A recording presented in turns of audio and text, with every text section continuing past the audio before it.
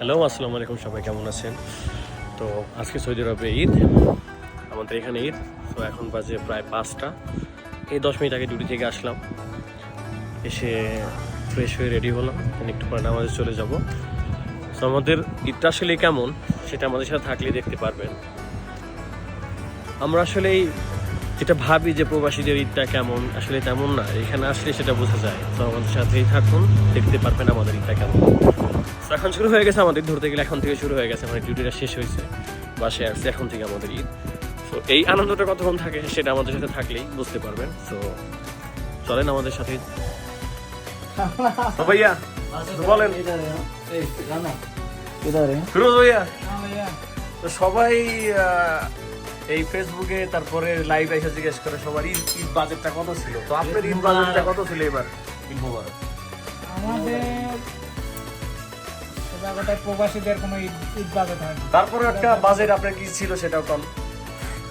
Budget কিছুই ছিল না, পুরো ফ্যামিলির জন্য। আপনি এইভাবে রেখেছেন, আপনার বাজেট কত ছিল ভাইয়া? আমার বাজেট কিছুই না, বাজেটের কথা আর কি বলবো। রিজন ভাই, আপনার ঈদের বাজেট? নাই ঈদের বাজেট তো আছে 2 বছর আগে একটু তো চলবে না, এখন আপনার ঈদের বাজেট এইবারকার কত ছিল? এইবারকার জিরো বাজেট। আরে এর আগে তো পাওয়া নাই। না, জিরো বাজেট।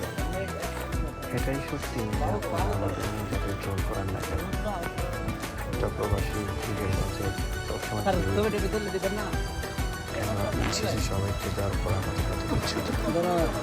নামাজ নেওয়ার পথে দেখলাম রাস্তায় একটা ছোট ছেলে এরকম পটকা যেগুলো আছে, রকেট পটকা, এগুলো ফোটাচ্ছে।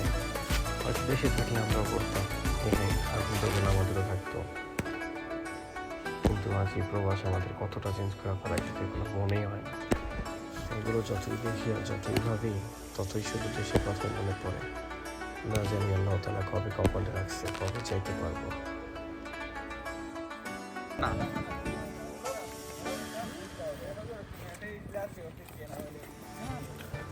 রতন ভাই কই, আপনি এদিকে আসেন। তো রতন ভাইয়ের অনুভূতিটা কেমন তো বলেন আমাকে। ঈদের দিন, একটা দিন, কেমন অনুভূতি? অনুভূতিটা তো খুব ভালো। এখন যদি দেশে থাকতাম তাহলে আরো ভালো হতো। না এগুলা বলেন, এগুলা বলে ভালো লাগে না, সবারই সব অবস্থা। এগুলো বলবেন না, কি বলতাম? আমার মেয়ে আমারে কয় যে আপা আপা তুমি কবে আইবা? লাগতেছে আমার মেয়ে তো তো এগুলো আমাদের কপাল, কবে যা হবো সেটা কপাল, সেটা নসিবে যেদিন রাখছে উপরওয়ালা জানে। সেটাই উপরওয়ালা জানে, বাকিটা আল্লাহ ভরসা।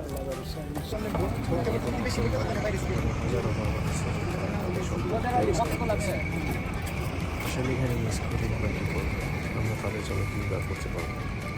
কারণ আমারও যে পরিস্থিতি তারও হয়তো একই পরিস্থিতি। আসলে এগুলো দেখতে দেখতে না একটা সময় আমাদের মনটা পাথর হয়ে যায়, কিন্তু তারপরেও নিয়ত মানতেই হবে।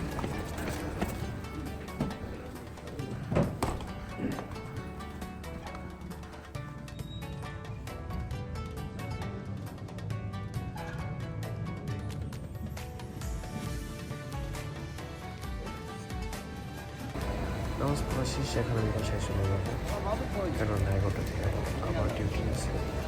তো এই আমাদের প্রবাসী